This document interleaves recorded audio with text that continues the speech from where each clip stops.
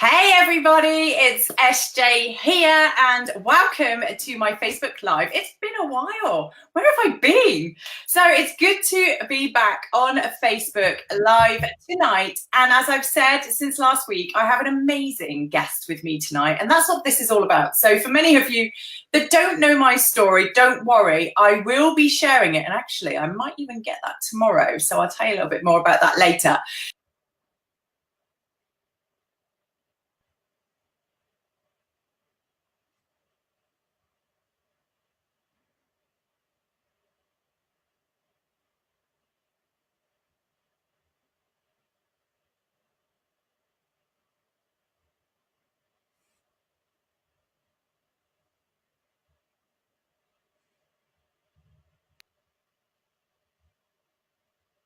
You're on screen. There we go. There was a little surprise there for Mark. I don't know why I got bumped off there, but I'm back.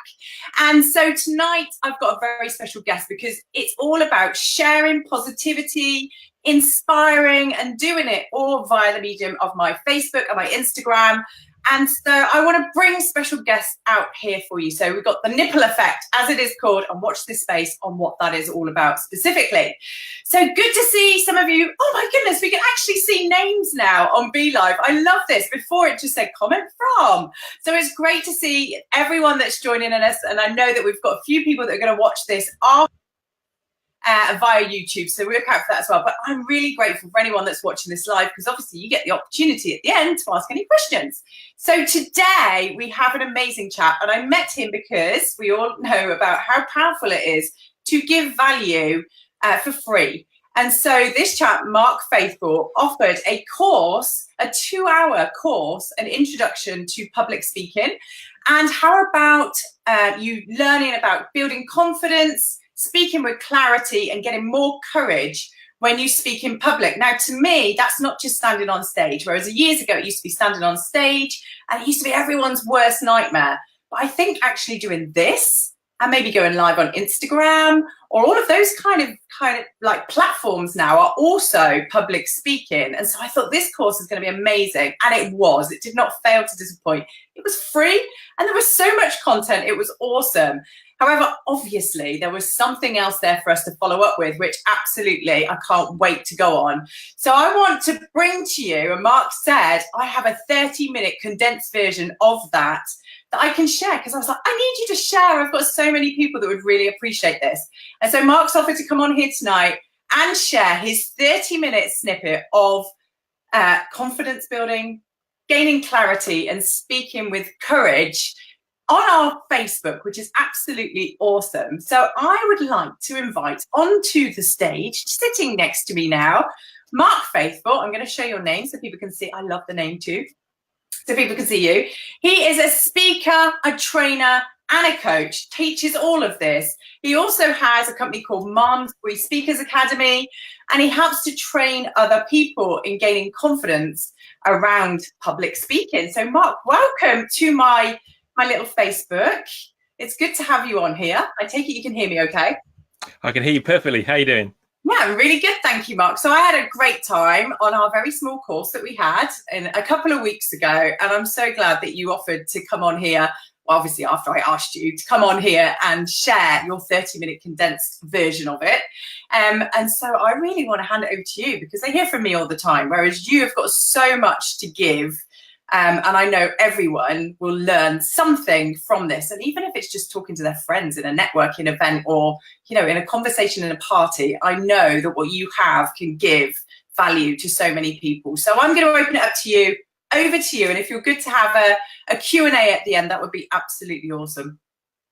Yeah, no, absolutely. That'll be great. So if you want to just put questions in the comments as we go, and then we'll deal with those at the end. So I guess fundamental to my whole approach is this belief that I have that everyone, absolutely everyone, is a great speaker. Okay, the thing is, not everyone believes it, and transforming that belief is what I'm all about. Now, there was a survey done recently about what people's top fears were, and they kind of ranked them in their top 10 fears. And number 4 was death.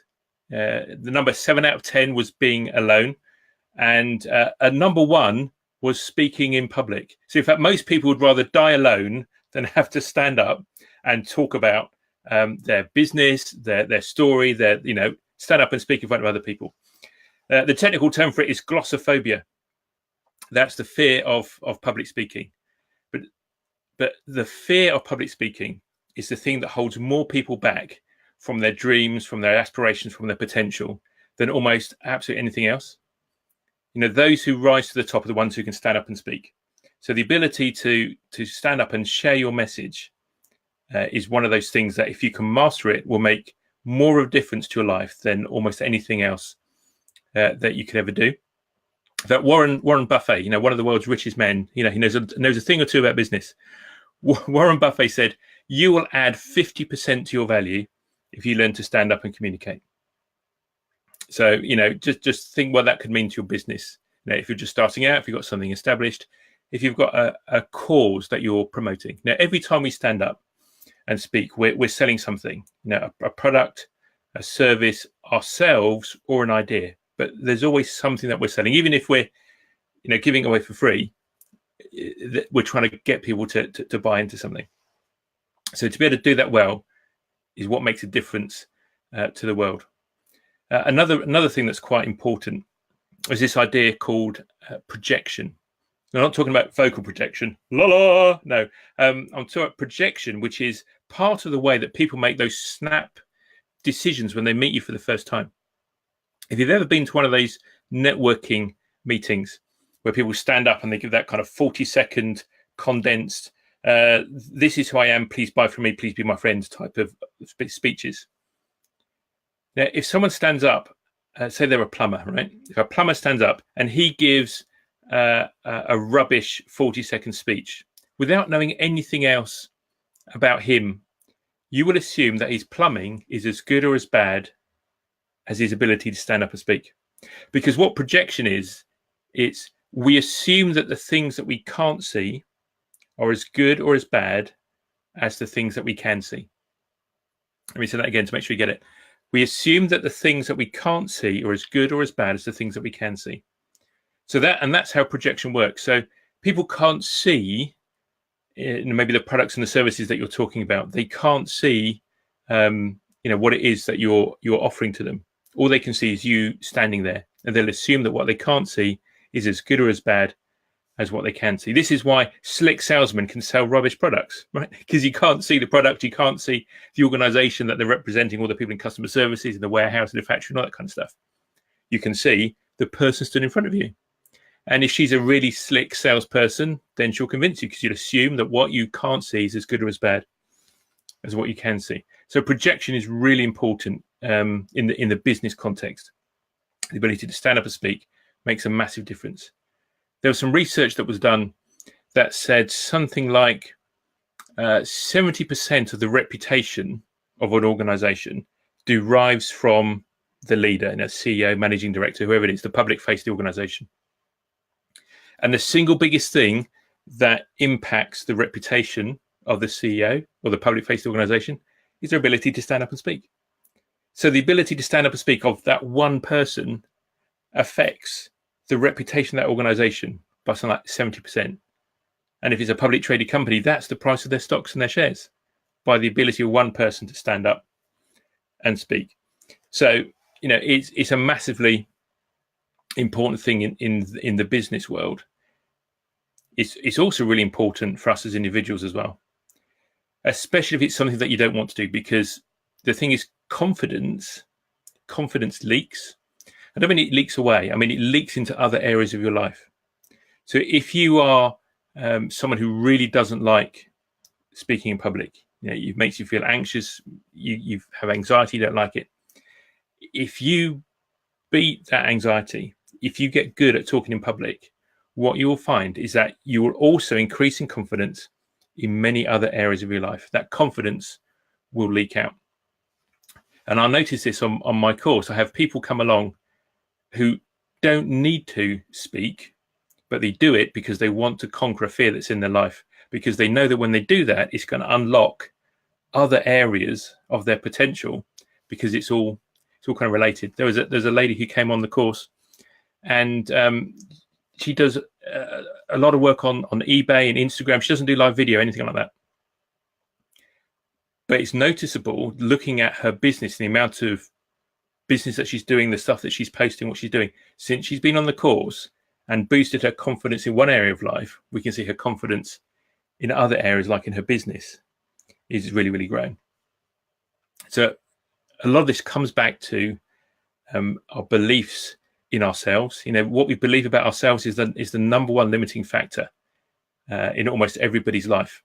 Now, Henry Ford said, whether you believe you can or whether you believe you can't, you're right. Yeah. So all those things that you believe you can't do, the reason you can't do them is because you believe you can't do them. And if you were to change that belief that you have to be a belief that says you can do it, almost in every situation, you would in fact be able to do it. Let me just give you an example. Do you remember what it was like when you first learned to ride a bicycle? Yeah. If you can ride a bike, what were the things that you learned? You developed some skills such as hand-eye coordination, balance, and overcoming the fear of falling off, right? Those are kind of the three key things that's necessary to ride a bike. And most people go into any room, 90% of hands will go up. People say, yeah, I can do that, absolutely. What about walking a tightrope? Imagine there was a tightrope between two trees in the local park, 20, 30 feet above the ground. Do you think you could do that with confidence? Yeah, most people would say no, I can't do that. What are the skills you need to walk a tightrope, do you think? Might it be balance, hand-eye coordination, and overcoming the fear of falling off, right? So exactly the same skills that most people already have because they've learned to ride a bicycle. So it's not the skills that we have that stop us being able to ride a tightrope. It's something else. It's our beliefs. It's our beliefs. So let me just talk for a second about a thing I call the terror barrier. And that most of us live our lives every day in what you could call our comfort zone. It's the place where everything we think, do, and feel is consistent. We think the things we normally think, we feel the things we normally feel, we do the things that we normally do. And that's what happens in our comfort zone. Life is consistent day to day. And sometimes something happens that requires us to step outside of that comfort zone. It might be the opportunity to stand up and tell our story at a group. It might be the opportunity to go on a public speaking course. It might be the opportunity to invest in a new business idea, to stand up in front of a group and say, I'm with you, let's lose these Christmas kilos. Whatever it is, we're doing something different. We're thinking different thoughts. We're tempted to do different actions, like sign up for these things.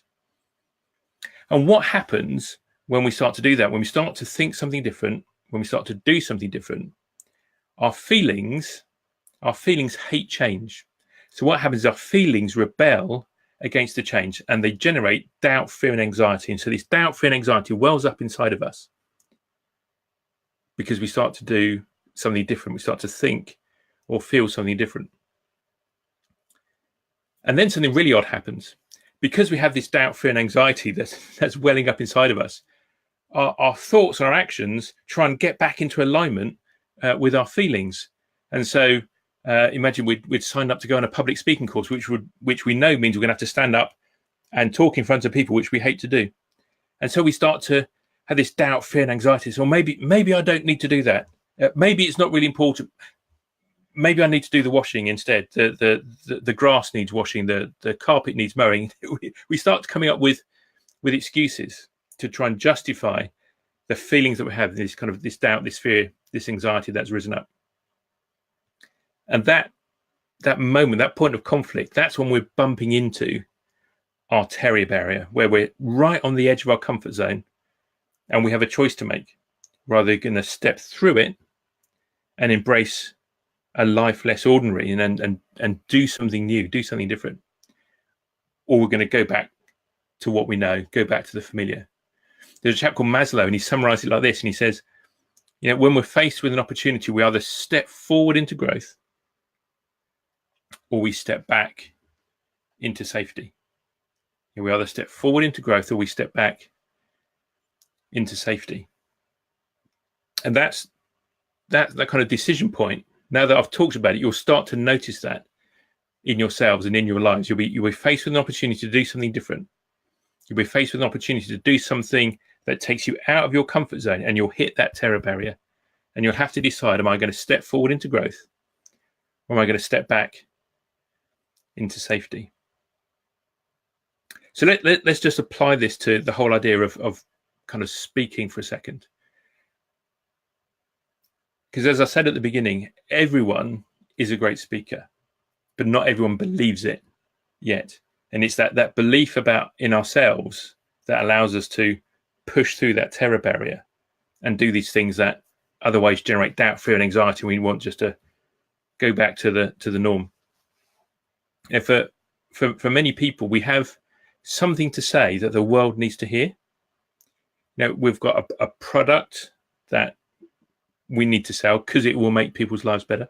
We have a service that we offer that will help people's businesses, that will help people's lives, that will protect their homes. We have a cause or an idea that we need to communicate. Plastic is bad, save the orangutans, whatever that idea is. Or we're selling ourselves. We want you to love me. We want you to give me a job, in whatever context. But the things that we have to say are worthwhile. The stories that we have to tell will help other people. I was on the phone last night in a mastermind group with some people in the Professional Speaking Association. And there was a chap on the phone, and he was talking about his own story. And he was in an awful accident. He was kind of air ambulance to hospital, and the doctor said, "You will never walk again." And now he walks out onto the stage and tells his story. And as part of his recovery from "you will never walk again" to taking part in marathons, all the things that he had to do and overcome, and the kind of stress and anxiety, the good days and the bad days, he took all of that and made it the subject of his thesis for his PhD. So he's a doctor of dealing with super stressful situations and uncertainty. And he's got a story to tell that can help people going through awful times in their lives, whether they've been in a physical accident, an emotional or a mental difficulty. He literally has walked that path and come out the other side with an understanding of the psychology of the whole thing as well. And he can really help people. He's got a story to share. And a lot of you watching this today have got a story to share. There's things that you've been through in your life that will help other people overcome, that will inspire other people to action, that will inspire other people to safety, that will inspire other people to take action, that will make the world a better place. And to be able to do that effectively, what you need to be able to do is to speak with clarity, confidence, and courage. And that's what we teach at the Marvelous Speakers Academy. How to speak with clarity, confidence, and courage. So let me just break that down for you for a second. So when we speak with clarity, that's about saying something very clearly so that the audience understands it, and having great content in terms of the speech that you have, the script that you follow. It's not just a list of facts that puts people to sleep, but you're taking people on an emotional journey that keeps them engaged and keeps them entertained. So that's what clarity is all about. Confidence is about kind of two things, really. One is confidence in terms of getting over stage fright, dealing with your limiting self-beliefs, but also being confident because you know how to do it.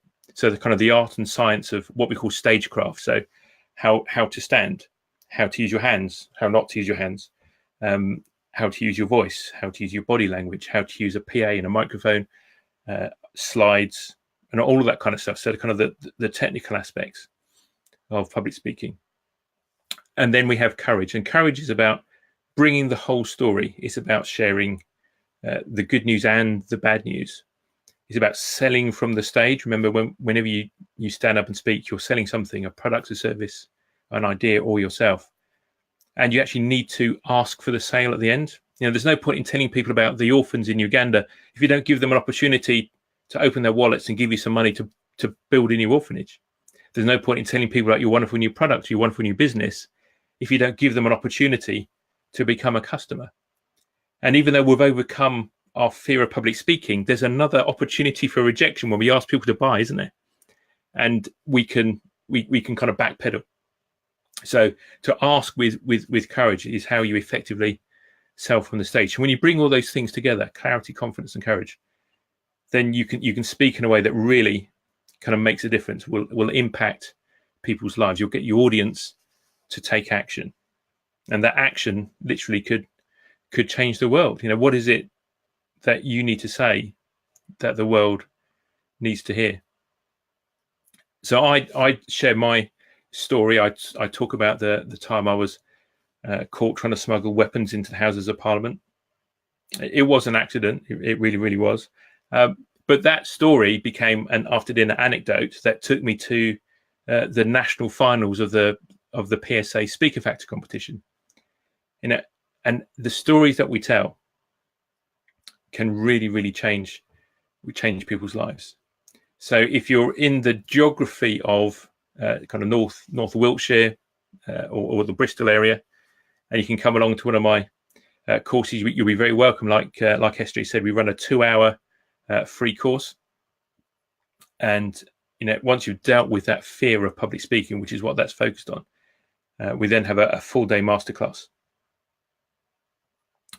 which is what Sj is coming on tomorrow. So I'm looking forward to seeing you again. But not everyone can come. So what I'm just launching at the moment, if I can just take another minute to quickly say that I'm releasing an online version of the Speakers Masterclass. So if you just go to my website, which is www.malmesburyspeakers.com/online, and then the details there about our online masterclass. We go through all the same content as we do in the in presence courses, except it's online. So you might be thinking, how do you get to practice? Well, that's a very good question. I'm glad you asked. So the way you get to practice is very simply 2 ways. One, there'll be a live coaching call every month. So we'll have the opportunity to kind of ask questions and talk about techniques.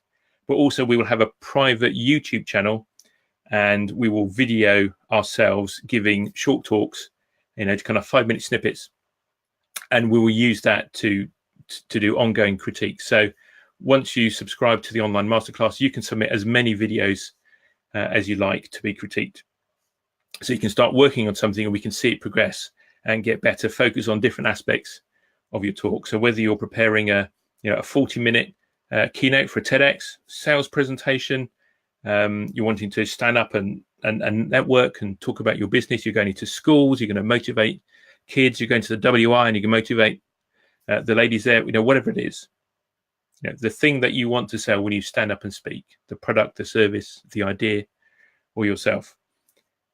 Get the training that you need so you can speak with clarity, confidence, and courage, either in person or through the online masterclass. I need a drink. I've been waffling on for ages. So, Mark, hold on. Let's get you side by side with me. I loved it. And, you know, I've seen people commenting. Obviously, people are jumping in and out as they're going on here because I know everyone's so busy with their time. But the great thing about these lives is that you can watch them on replay. So I know we're going to get some more comments afterwards.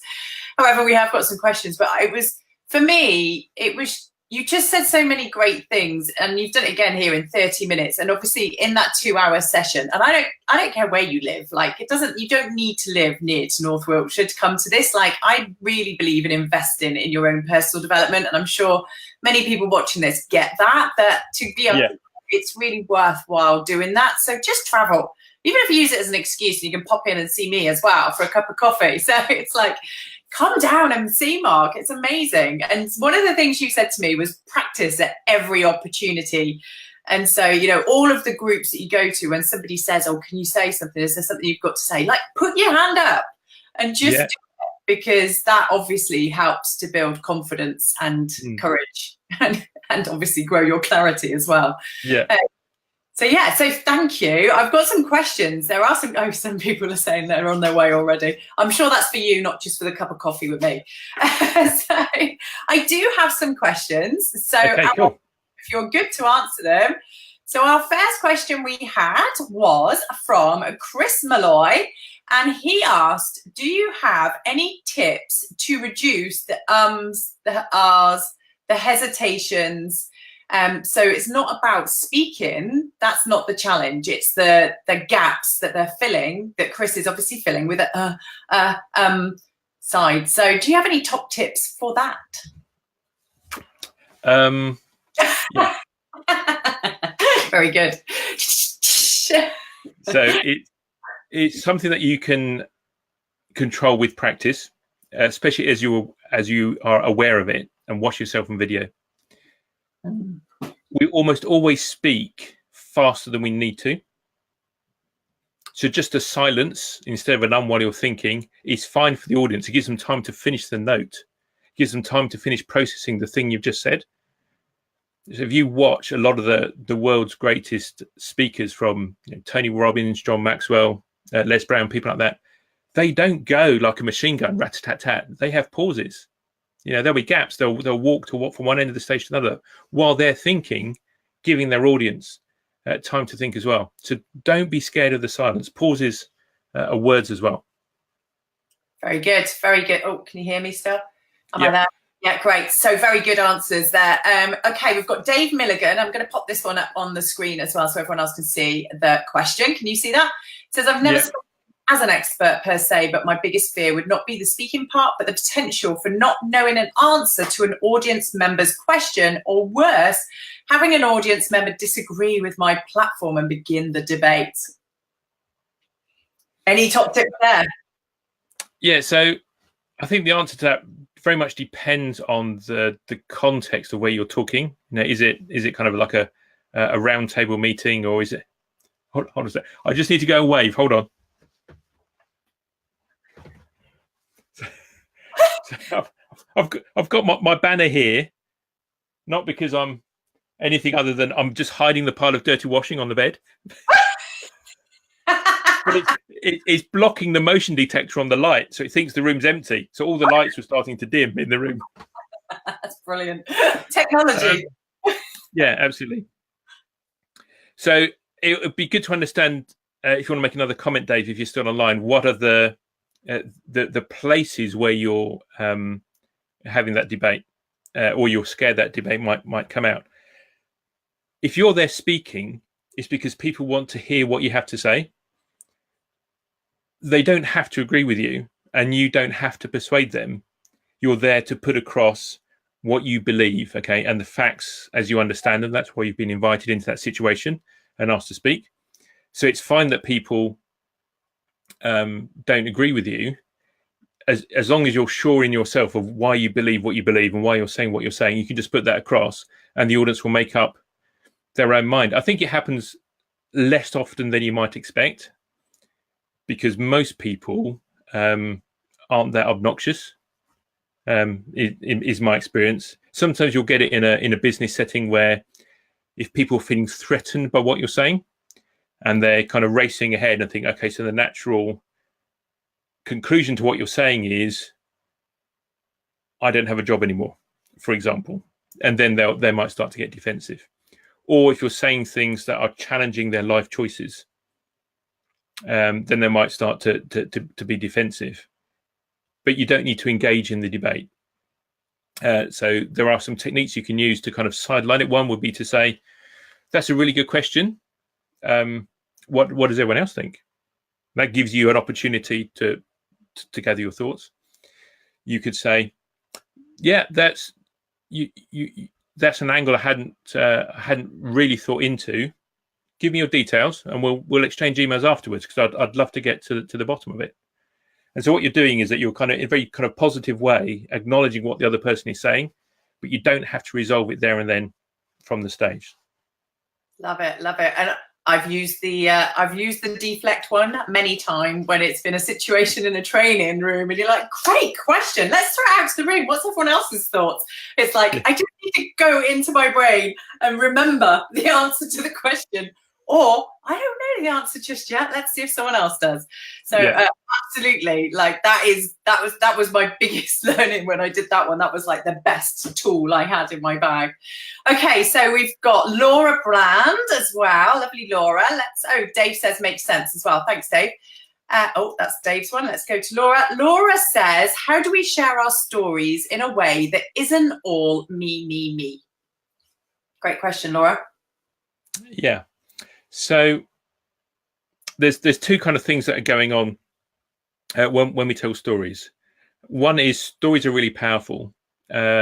People are 22 times more likely to remember a fact if you hide it in a story than if you just give them a list of facts.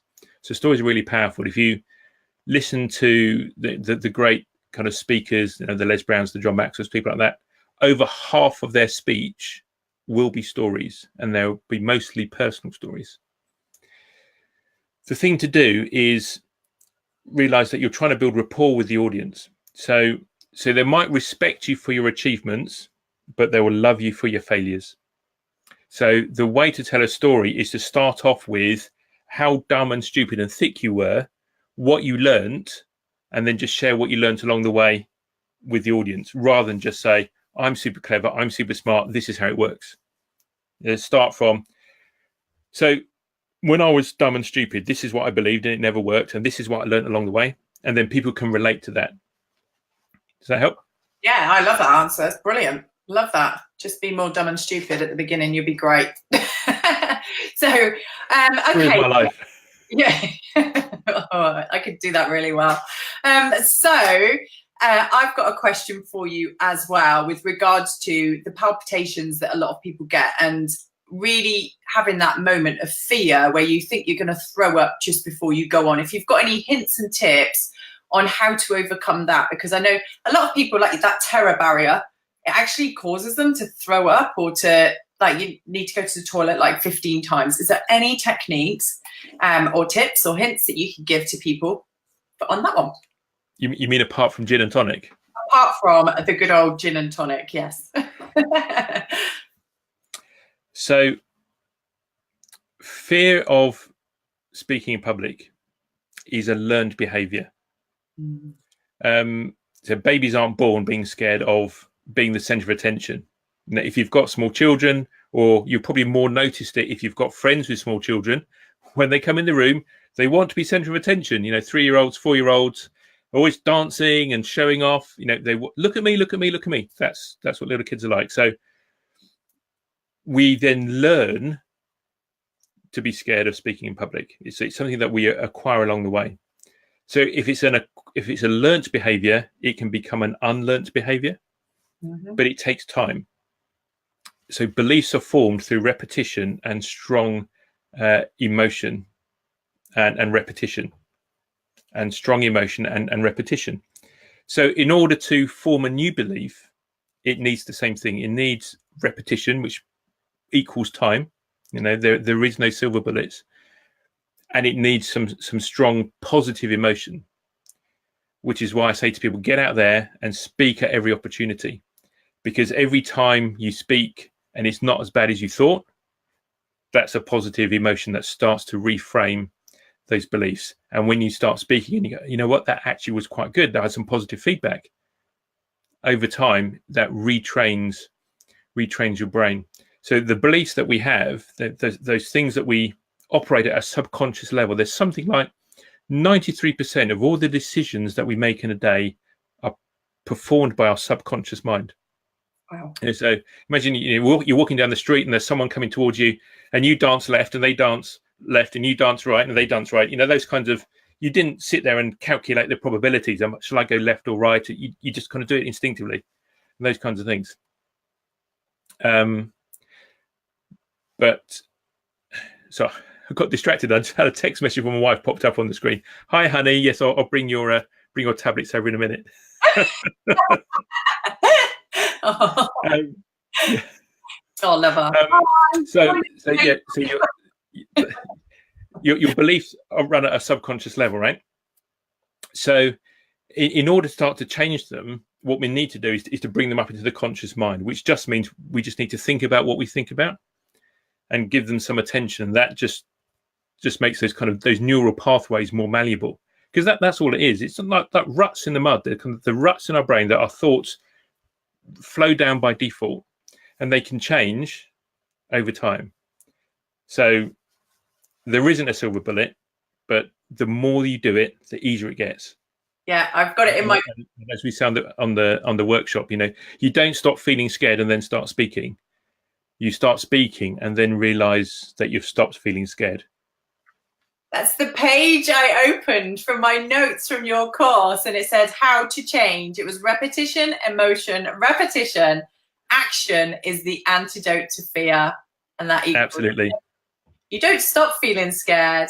You then to speak, and then you stop feeling scared. So you have to do it. And it was like so simple the way you say it. And I just know that so many people are just so scared of breaking through that comfort zone. But that's what these shows are all about, is to help you to do that and to give you some confidence. So is there any other questions coming up here? I know some people are going to have questions if you're watching this on a replay. Just put replay. If you're getting some benefit from this, can you start putting some hearts and likes on here for Mark as well, so that he sees that there's an appreciation for this. And yes, if you want to find out more, obviously his website is here. I think I've done it online already. Let me see if I can get it up there again so it goes across the screen for you in a moment. But yeah, Mark, have you got any space for tomorrow's course? Yes. For any spontaneous bunnies out there that think, actually, you know what, I want to go down and do a whole day with Mark, then could they? Yes, you'll need to send me a message. I think the Eventbrite bookings are probably shut down. Okay. And that's more just to be logistics of getting enough sandwiches in. But yeah, if you send me a Facebook message if you want to come along, then we can do that.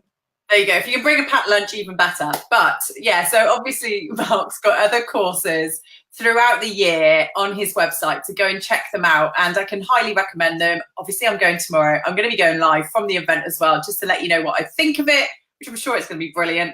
And we're going to be working on my speech. And so I'm really excited about that, and can't wait to share what I've got from having a whole day versus the 2 hours, which was absolutely awesome. So thank you, Mark, for jumping on here. Absolutely awesome to have you as a guest on the Nipple Effect. And for everyone that's watching this, whether you've watched it live or watched it on replay, thank you for showing up. I hope you've got something from it. Let Mark know what you've loved and go put it into action. Remember, these are not just about you watching them and doing nothing with it. It's very much about going and doing something with it. So when you've learned something, do something with it. Don't just sit there and go, that was good, and now put it in my knowledge bank and do nothing with it. But hey, that's still powerful. No, it's only powerful if you actually do something with it. So go out and do something. Absolutely.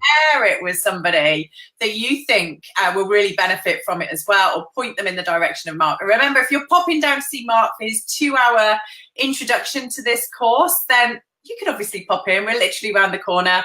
It'd be great to see you as well. So thank you again, Mark. Really appreciate you being a guest on here tonight, and I can't wait to see you tomorrow. All right. See you tomorrow. Bye-bye, everyone. All right. See you, everyone. Bye.